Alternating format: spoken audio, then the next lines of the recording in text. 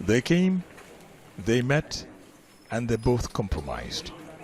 After 3 days of talks, the West Africa Regional Bloc has reached an agreement with Mali's new military leaders to set free deposed President Ibrahim Boubacar Keita. ECOWAS says the 77-year-old needs medical attention, a request the military accepted. Keita said he's resigned. He was not forced to resign, and that he's not interested in governance again. A statement some say offers two sides desperate for a breakthrough, a way out of a complex situation.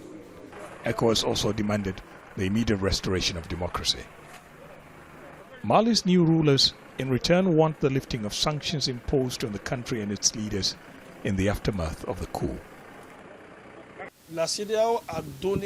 ECOWAS explained their idea of transition, so did we. At this moment, nothing has been concluded. The transition structure will be discussed by the ruling council. With the concessions we made, we asked that the sanctions ECOWAS imposed on Mali should be eased or lifted entirely. What matters for us is the population doesn't suffer. Sanctions are a big problem because it's the ordinary people that will suffer. But lifting the sanctions is still far off. One other sticking point is how long the transition to civil rule will last.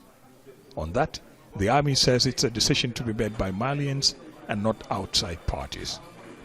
Observers fear that the longer this takes, frustrations will set in, especially from the opposition. After months of protest over the outcome of parliamentary elections earlier this year, Mali's army toppled the government of Ibrahim Keita and announced the formation of a ruling council. The poor, landlocked country facing serious economic challenges is also faced with rising violence in the north and center of the country. Attacks carried out by armed groups and ethnic militias have killed hundreds of civilians and soldiers.